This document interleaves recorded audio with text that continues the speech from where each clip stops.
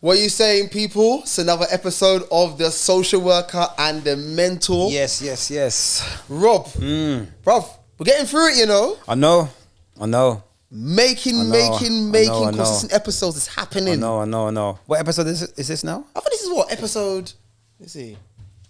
It's 16, isn't it? I think it's 16. I think so. You know, episode 16. Yeah. 16. We're going through, and the year's going fast as well. Yeah, but you know, I'm looking forward to it. Like this time of the year, I kind of like it because it gives me time to like focus and settle down. Like you know, summer's done, so it's literally just working projects, making things happen, planning for 2023.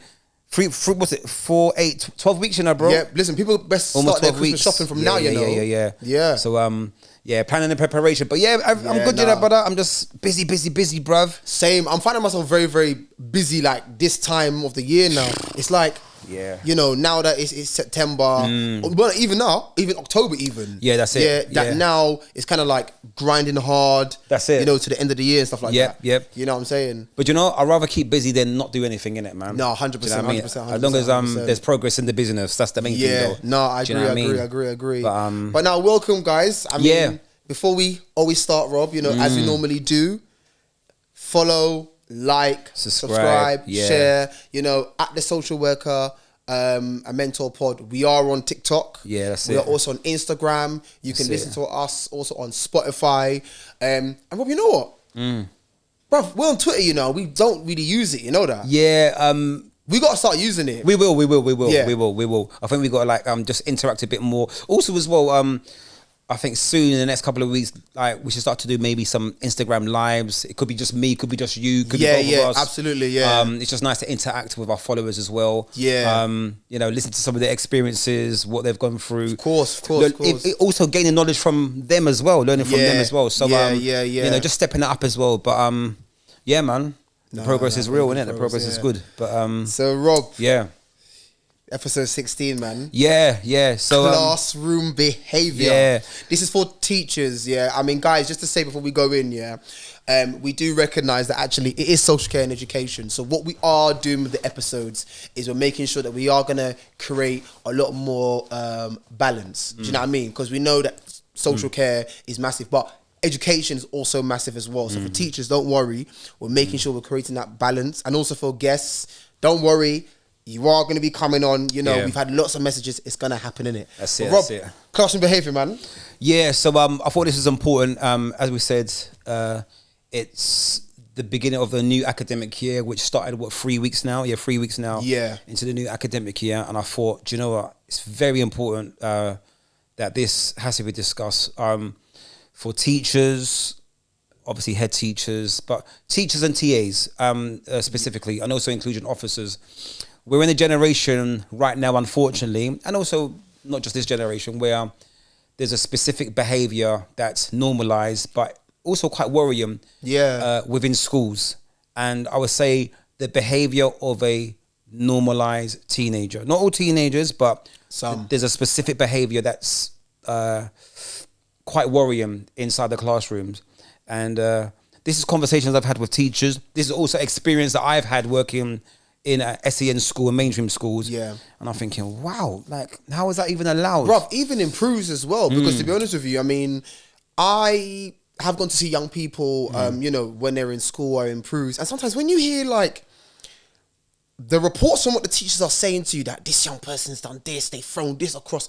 I think to myself, you know what? How is it teachers are able to manage those dynamics in a classroom? Yeah, it's, see, this is where... one of our last sessions, we spoke about preparation. Yeah. And, you know, preparing for a particular, you know, young person. Do you know, there was this, all right, this is a past experience. There was a particular student that was quite disruptive. And every time he was in, he would just disrupt the whole class. But a teacher couldn't stand when he was in. She goes, Robert, I feel anxious. When he's here, she said, I feel anxious. Now, no student should make no teacher feel anxious. Yeah, because you're that person of authority in that classroom. Thank you very much, right, yeah? But we also have to remember that we are human beings, and sometimes children can have a huge influence and impact within that class to disrupt the whole class. And their peers as well. That's right as well, That's right. So, classroom behaviour for me, so, all right, So once again, I think we have to like mix it up. You got like a special educational needs school, SEN school, okay, yeah? Yeah, I think, Rob, it's important in terms of just for the audience. Yeah. That, because we're talking about classroom behaviour. So I think if you can break it down in terms of the different settings. So you've got SEN, you've got your mainstream. Yeah, mainstream. Your an AP or APs. PRU. Yeah. So AP stands for alternative provision. That's right. The word PRU, to be honest with you, no one really, well, People use it and they don't use it. they use it, yeah, but in educational terms, they don't like you saying pupil referral unit, yeah. They say it comes across as quite negative or Yeah, it doesn't does. sound The language. yeah. It's a jargon that professionals are steering away from, to a degree. Yeah, right, whereas alternative, like even them, but alternative sounds better than a. Yeah, of course, yeah, because it's an alternative how we're going to help that child with the situation to get back into mainstream school. Yeah. So but yeah, classroom behaviour. So classroom behaviour is, this is for teachers, but not just for teachers, right? Yeah.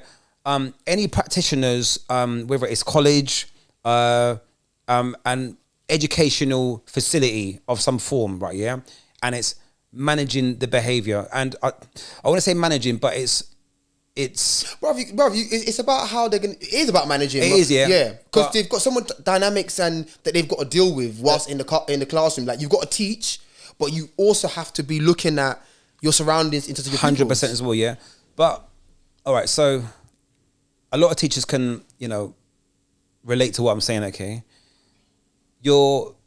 so let's say like you're in registration now. So registration is the beginning of the day. So in some schools, they might give you the Metro newspaper. Then all the pupils will read the Metro newspaper, So it's almost like it's like reading time for, it's almost like it's reading time for 10 to 15 minutes, right? Yeah. Yeah. And then after that, they, ask you about how was your day today. They go through the curriculum. They'll tell you, today's assembly, or the school football team's playing after school today. But then you'll get one pupil in the class who messes about, he's kicking off, and then he's telling the teacher, oh, F off, or go suck your mum, or starts throwing a pen at the teacher, or just being really, really disruptive and irresponsible, right, yeah? So you're thinking, okay, cool. He's obviously got some problems or issues going on at home, or with him, whatever, whatnot. He then gets sent to the inclusion team, okay, right, yeah? The inclusion team are then dealing with, Timmy. I'm going to use Timmy again. Then, I don't know whether there are a lot of schools now that have a walkie-talkie. Yeah, when I've gone to see young people in their schools, I see that the teachers, they do have walkie-talkies. Yeah. Even as a professional, when you go in, they say, oh, the social worker is here, he's going to go to this room. But yet, No. But do you know why they have walkie-talkie? No, I was going to say, what was the origin walkie-talkie of that? is for the safeguarding of the teachers, but also it's for staff.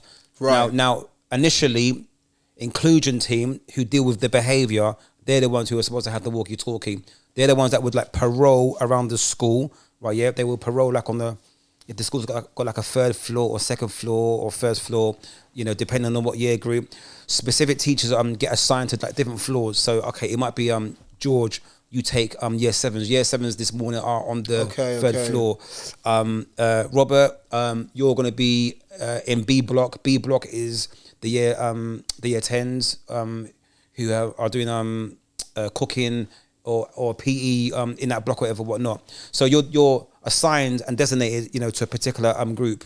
Or so Rob, is that sorry to interrupt? So is that more for is that staff safeguarding, or is that teachers obviously have an oversight of the pupils of where they are at? Because you might have some pupils who might truant. Yeah. Is it to do with that? It's a bit of both. But as I said before, if you're inclusion now, right? Yeah, especially inclusion or partial support, yeah, you or a AP, you would have that radio, because at any given time it will kick off. And what I mean by kick off, everyone knows what kick off means. There's a fight, someone's been attacked, there's a safeguarding risk where a child's health or well-being is at risk or at harm, whatever, whatnot. 9 times out of 10, it's a fight, yeah, or it's violence, okay, yeah. And one of the things that's a concern for me is that violence is acceptable. Violence is normalized with young people. Yeah, you hear young people say, we was in design and technology, and he threw a screw or a hammer at him. You're thinking, what? Right, yeah. It's become very normal. It's become normalized. But we know it's dangerous. Do you know what I mean? Yeah.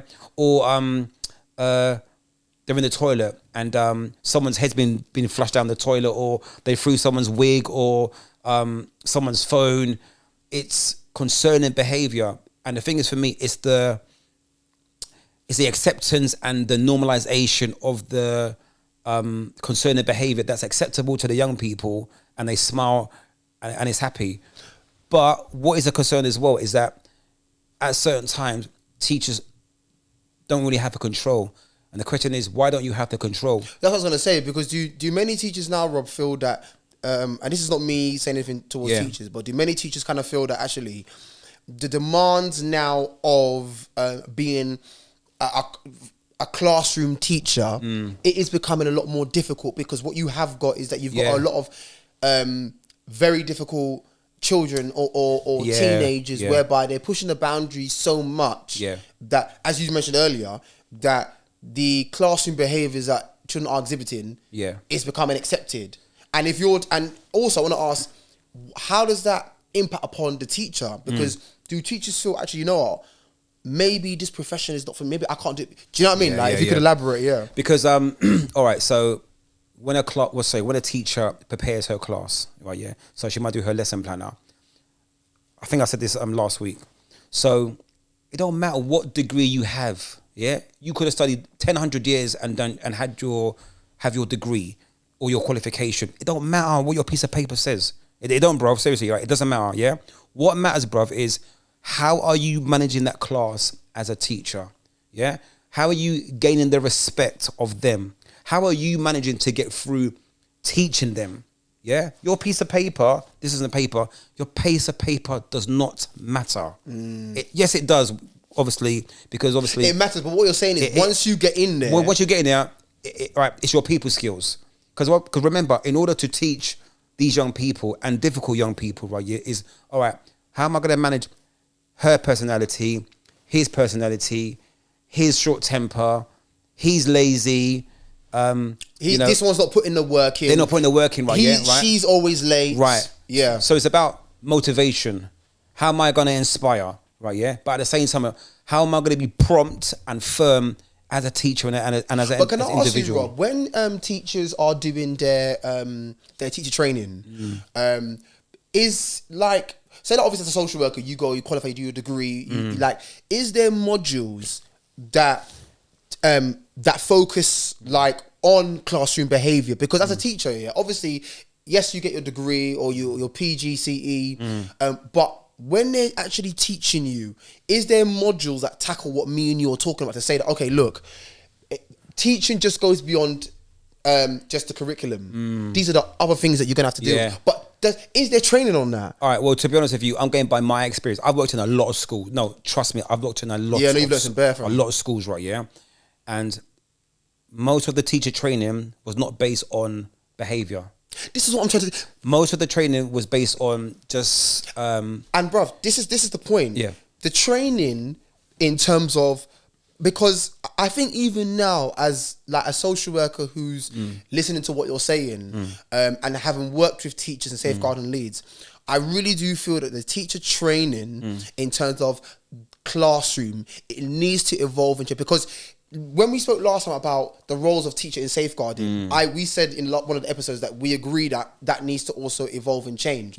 But I think if there's going to be upcoming teachers or teaching assistants, the training needs to evolve, because as you always keep saying, you've got to be up to date with the times. It has to reflect that these are the current dynamics that you're going to be dealing with. That yes, you've got a class to teach, but you've got to deal with a student who might be lazy, a student who's going to tell you to F off, a student who's going to come up to you and be up in your face. Like, so, bruv, I'll be honest with you.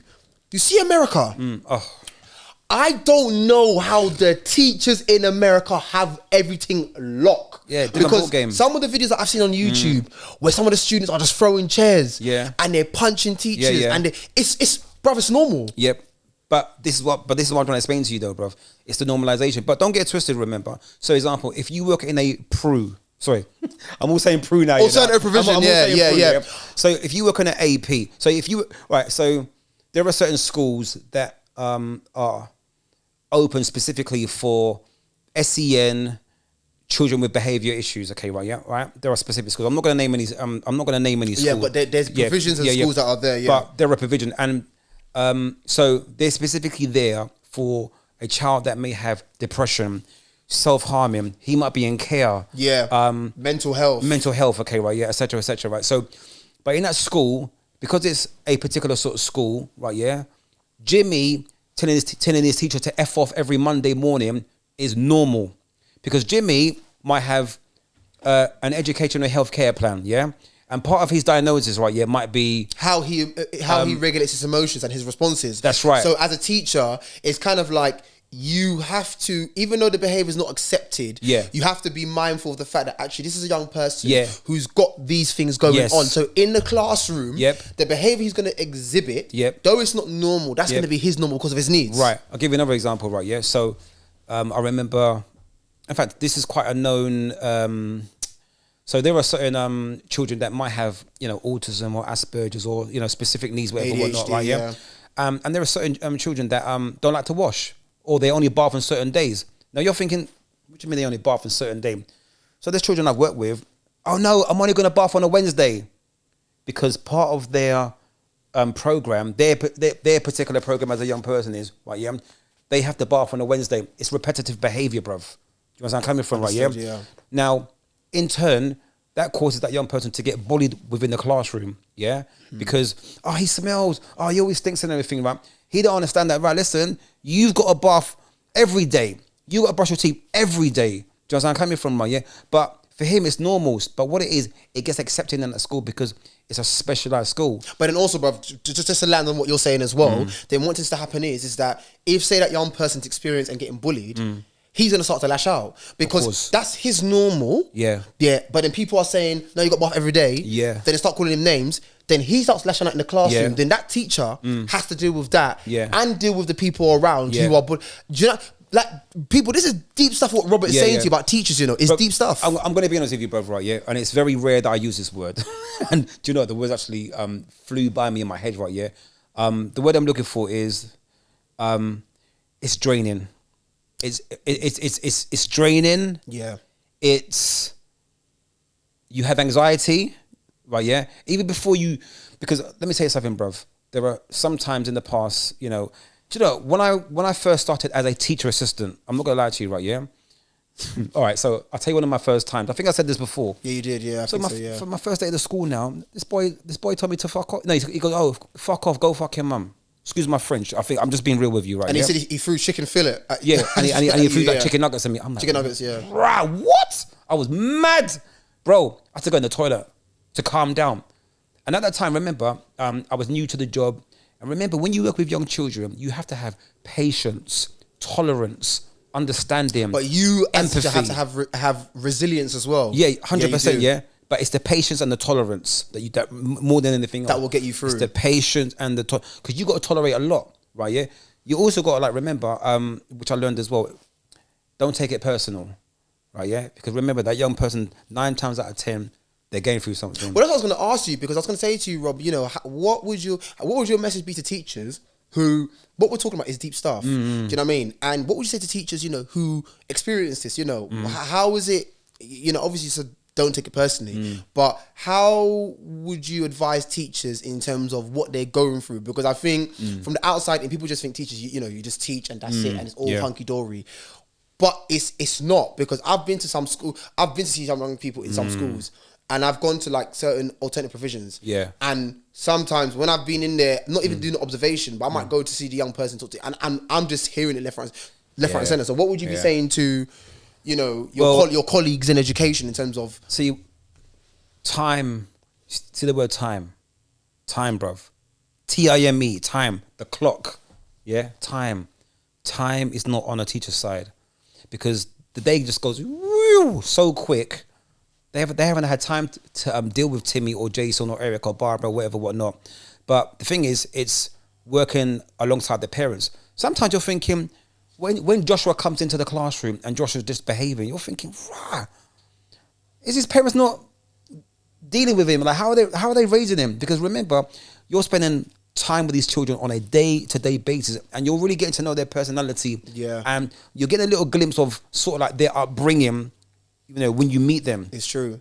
And Do also you as understand? teachers, you get, if they start from year 7 to year 11, you get to know them over the course of 5 years. You spend more time with them than they do with their own family, Monday to Friday. Remember that, brother, yeah? Right? It's way of life, isn't it, right? Yeah.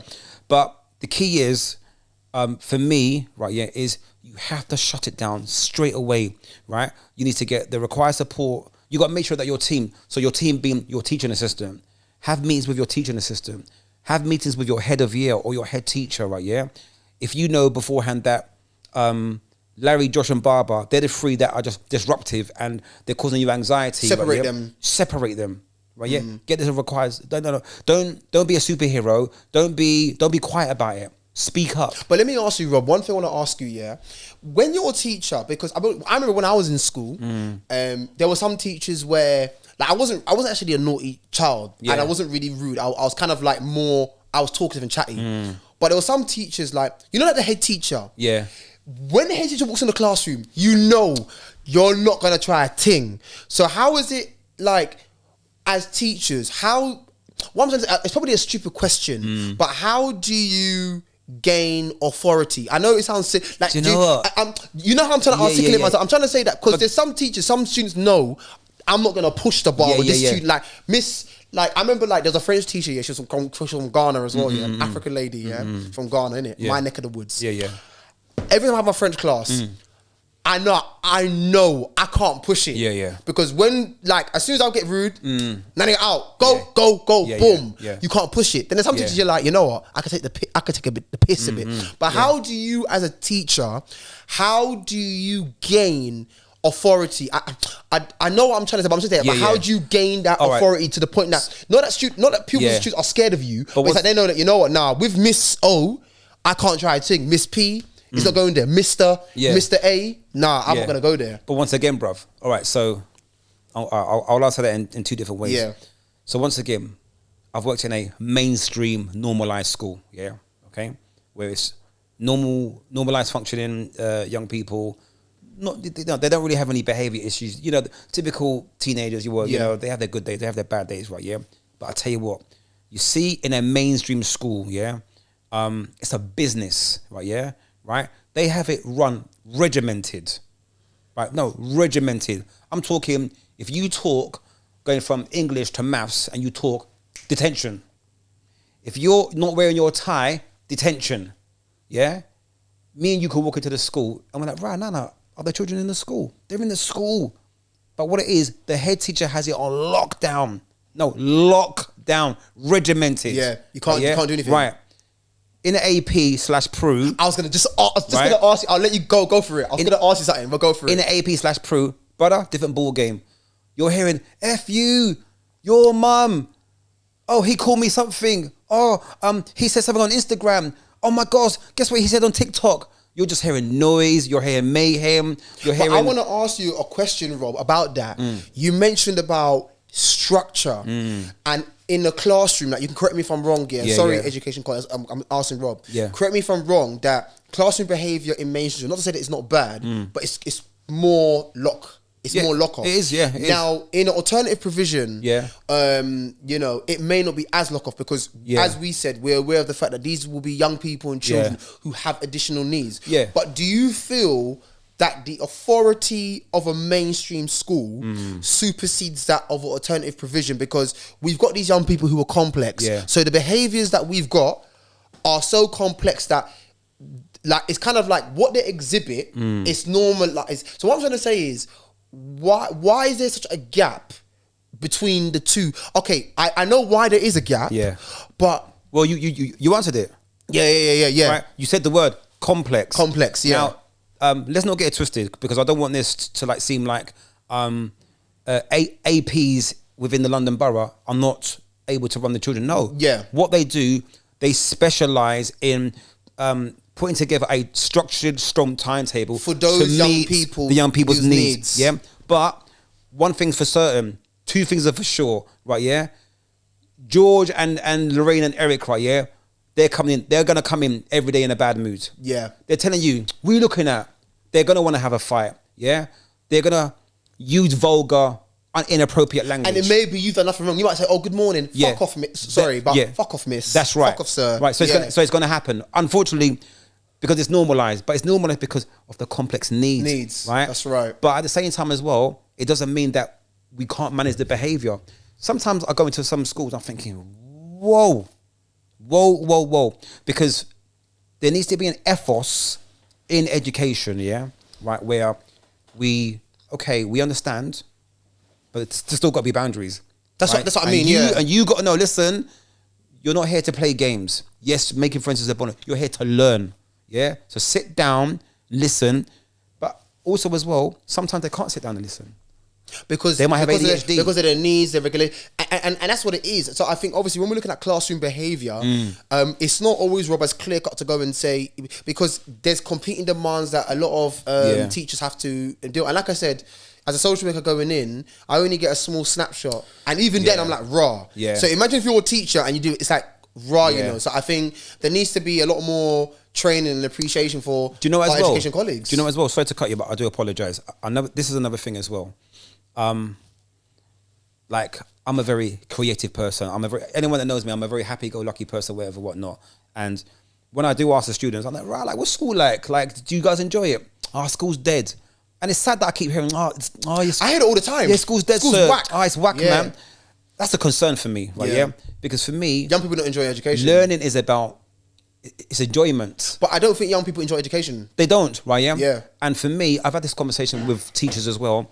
It's almost like the learning and the love. Like, you know, be inspirational, be motivating. Like, hi guys, how you doing today? Right, today we're going to learn about the weather.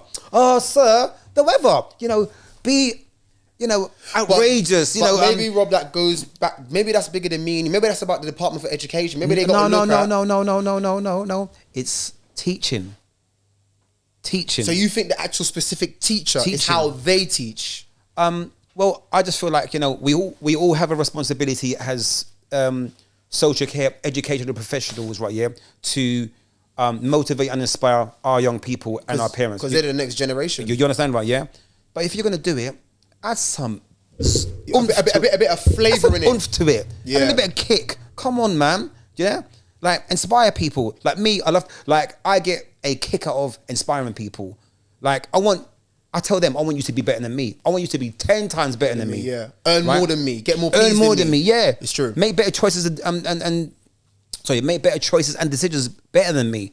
Come on, man. Be great. Why be great? Why be average when you can be great? That's right. Come on, man. You can do it. So what do you think, Rob, that just kind of going forward, what do you think that teachers can do in terms of the classroom behaviour? What do you think teachers can do to, I'm not going to say better manage it, because I think there's so many demands of it. Yeah. You can't, I don't think there's a handbook, but what kind of tips can you give to teachers or even to upcoming teachers? Yeah, I would say what's very important is strong, structured classroom boundaries. Yeah. Yes, there needs to be empathy, there needs to be balance, but in order for you to really, you know, get across what you're teaching or being able to educate the young person, right, yeah, there has to be strong, structured boundaries, right, yeah? And there might be times where the head teacher might say to you, no, they've got to stay in your class. No, they've got to stay in your class. And this one person might worry you. So you as an individual, you got to think, okay, well, do you know what? I'm going to put Jamal or Marlon at the back, or I'm going to put them with a teaching assistant in another classroom, just one-to-one, and then that'll give me the opportunity. So it's about making that choice, which is going to be for the better of the classroom and that young person. That's right, brother. Yeah, that's right. But yeah, my brother, I just thought it was good. Yeah, like it was very do you know what? It was very, very important. This talk was very, about very that. important. Yeah. Because I've seen teachers cry, leave their job because I can't manage it. I'm not being supported. I don't know what to do with David today, or Claire. She's stressing me out. These are children that are making teachers feel this way, bro. I understand now, and I think it's very important. So, I mean, to our education colleagues, just to say, you are all doing fantastic jobs. I know it's difficult, more than ever. You've got a lot of competing demands with a lot of our children, young people that you're working with. You've got the safeguarding element, and you've got the classroom stuff you've got to deal with. So, don't give up. Use this as motivation. You're all doing a fantastic job. You know how difficult it is. That's it, man. You know what I mean? But no, thank you so much. Yeah. Man. Don't forget, you now subscribe. Yeah, like. Cheese. Safe.